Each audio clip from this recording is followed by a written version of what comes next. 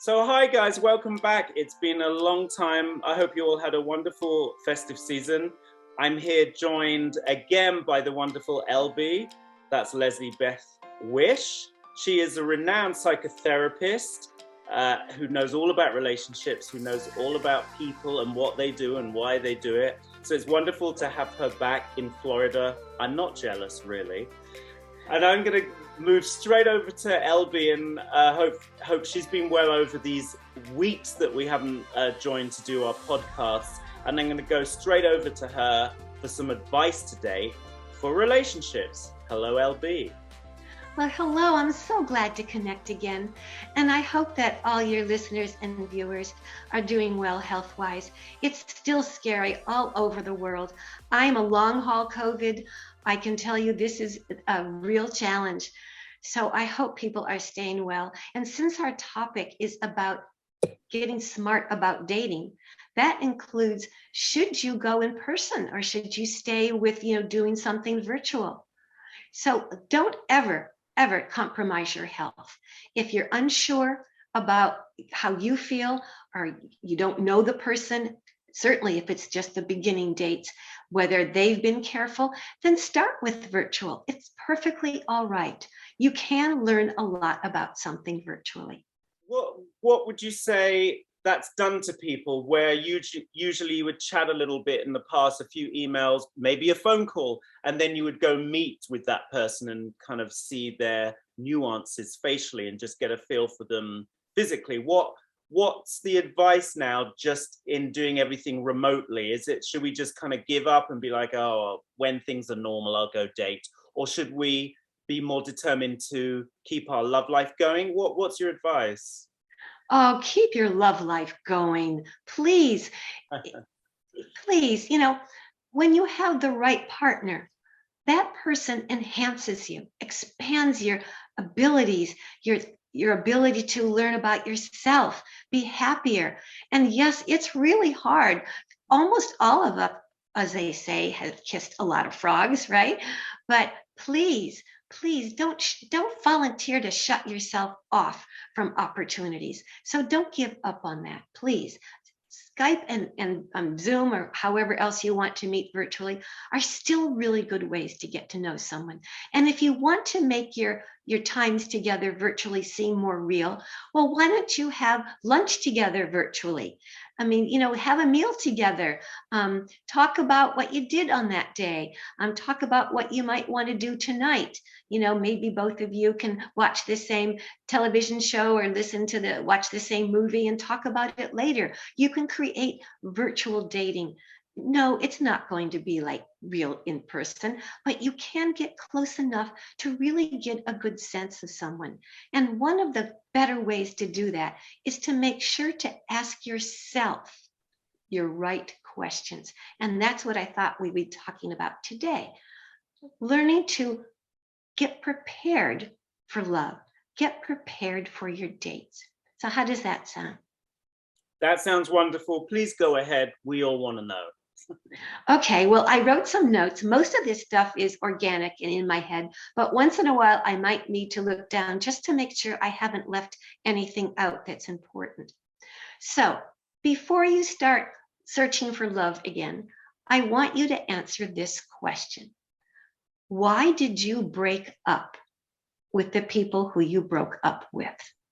And the reason this is important is that it will help you discover what your emotional needs are. For example, I broke up with someone because every single thing turned him into a spinning top.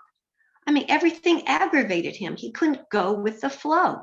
And I thought, this is going to be a difficult time here. I'm going to have to be saying, like they do in the there's like children's books, and they say, there, now, it's okay.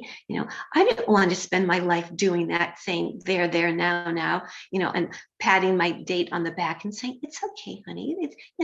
We'll go to another restaurant or we'll get better seats next time. Life has enough obstacles. Why make them? So that's an example of how I learned I needed someone who could go with the flow. So I want you to think of why you broke up with the people you broke up with romantically. Think back on that. For example, common things would be they don't ask you enough questions about you. They don't honor your preferences or where you'd like to go. Or it's work being with them. It isn't fun. That's not very much fun to have someone, let's say go into a restaurant that doesn't take reservations, walk in and go, we're out of here. I'm not waiting. We're going to go down the street to the next place. And by the time you've gone down the street, you've gone to 5 restaurants. Why can't you just, eventually there'll be a table for you. Why can't you just sort of be together? Other things are you don't share the same values. Learn about your partners or potential partners' past relationships. What have they told you that they didn't like about the person they broke up with? And listen carefully to this to see whether these are things that might apply to you. What if your potential partner said, I'm very athletic. I can't imagine dating someone or falling in love with someone who isn't athletic. Well, now, if someone said that to me, I'd say, thank you very much for being honest, but you got the wrong girl. Okay, the wrong girl. If I were a Native American, my name would be Walks Into Walls. Okay, so Billy, I'm a great dancer. That's where I can be with physical things, but athletic, no, I can't do any of that. So listen carefully. Your date might say, well, she was very picky and argumentative, and I didn't like that.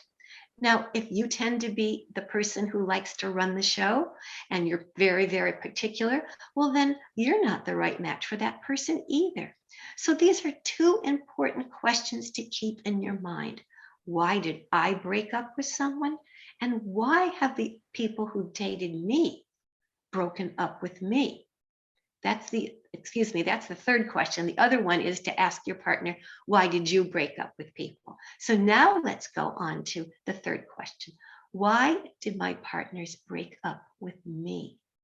What did they say to me? Why did they say that I'm a very patient person? So let's say that a partner said to me, I need someone who can make decisions for me. I'm not good at it. So, I didn't like the fact that you're easier to be with. I don't know what to do at the end of the day, and I need someone just to kind of lead me by my nose or collar or tie. Well, that wouldn't be me.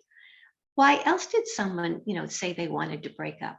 Well, it could be that one of the replies I get often from men is, I had no idea how intelligent you were. Now that's a red flag. I don't want to feel that my date feels intimidated, and I'm not at all an intimidating person.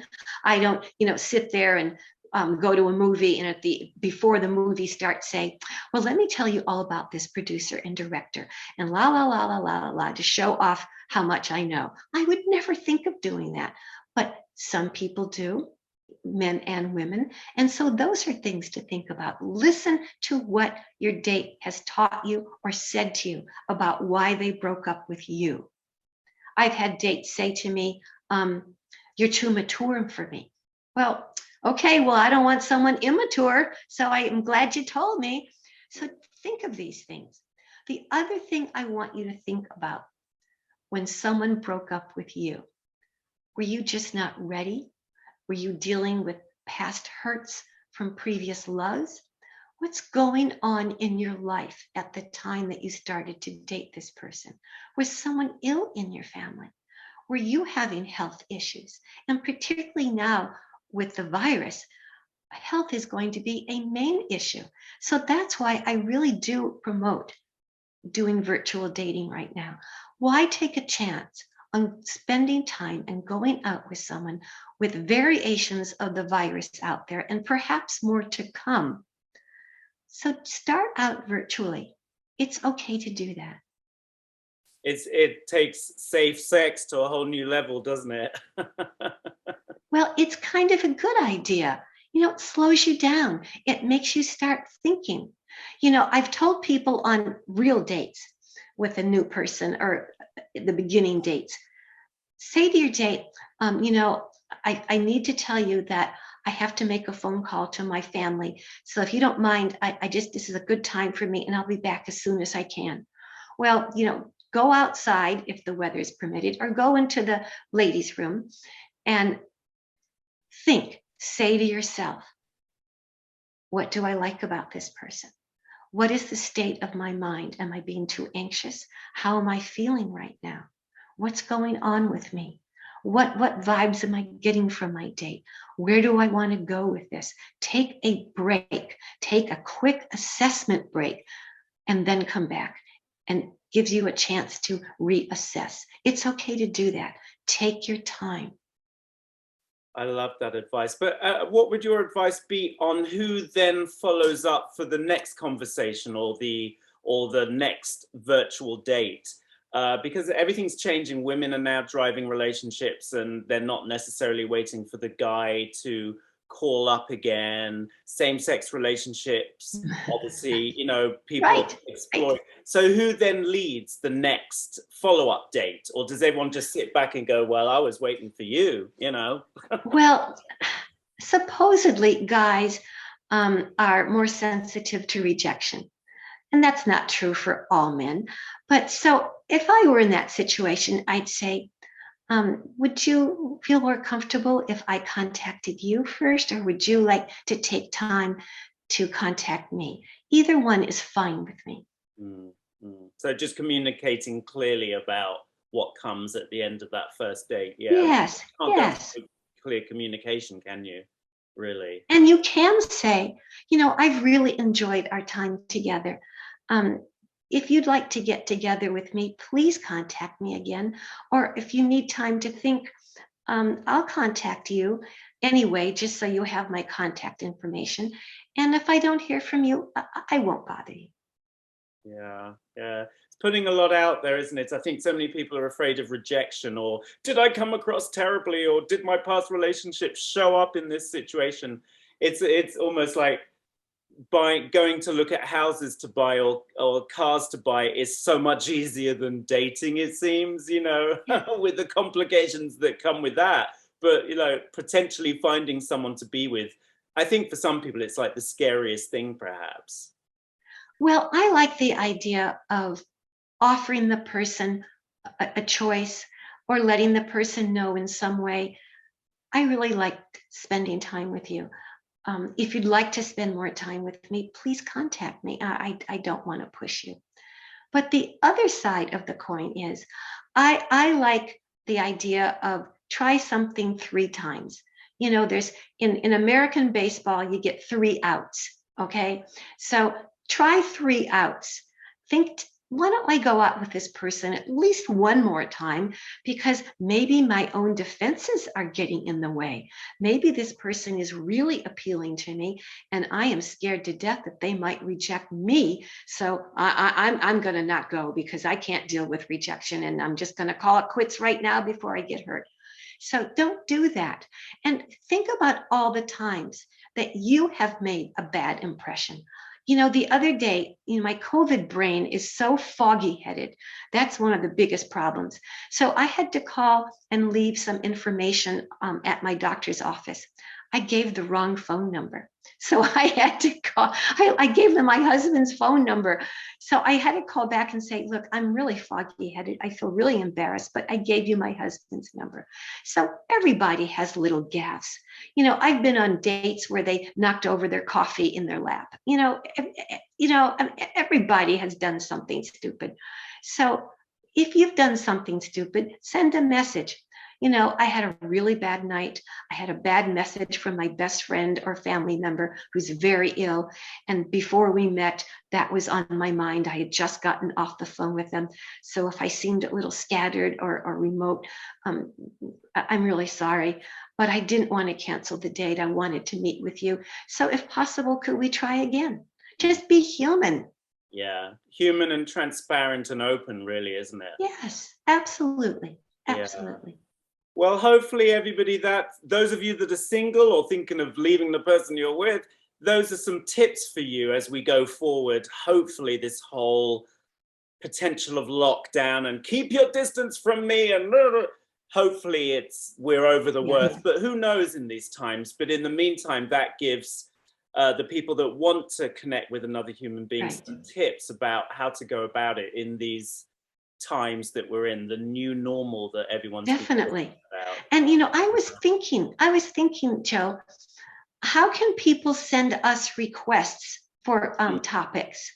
Absolutely. Should I announce my email, and do they have yours? How does that work? Announce your email, absolutely, yes, please do that. So it's Dr. Leslie Beth Wish 48@gmail.com. Please send us your ideas, because we don't want to just talk from our experiences or from my practice. We want to hear from you. Send your questions there. Set up a session one-on-one if you need something more in-depth. Order the books that LB's written. And you're on my website. Yes, website. thank you. Oh, yeah. Thank you for that. Yeah. The one that is selling really very, very well now, which tells me that it's helping people, which makes me feel really very, very good and so appreciative. But my website is lovevictory.com. And on the right-hand side, if you sign up, you will get free books.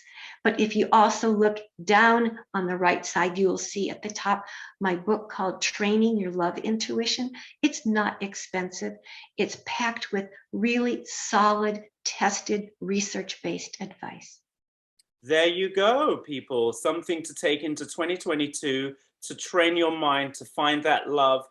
And even in the meantime, you're just doing it for yourself. Like it Right. keeps our brains fresh to see ourselves in a new way before she comes along. It's always good to work on the self and to become Definitely. more aware of what you put out in the arena of relationships, which I believe is unavoidable, whether it's professional, family, intimate relationships. The dynamic of relationships is unavoidable in anybody's life, I believe. That's the bad news. And the good news is you deserve to be loved. Hell yes, absolutely. Yeah. And somehow it's almost like step ball change as a dancer is pretty easy, but for most people that's really difficult. Show me again, step ball. So, we're all wanting to be loved and to give love, yet sometimes it feels like the hardest thing. It's quite ironic. Well, it's scary, but it's less scary. And maybe we should end on this note. If you do your homework, why did I break up with someone? What was wrong? That will teach me my needs emotionally. And why did someone break up with me? Learn. That way dating gets less scary. Bit by bit, people. So be bold, be brave. And as we're in January 2022 now, hopefully that gives you some tips to go forward and have a wonderful year that you deserve. Thanks for joining us. Thank you, LB. Thank you. Thank you. I'm very happy to do this. Thank you. It's a privilege. It's a privilege for me too. And we shall see you guys soon. Thanks so much. Take care.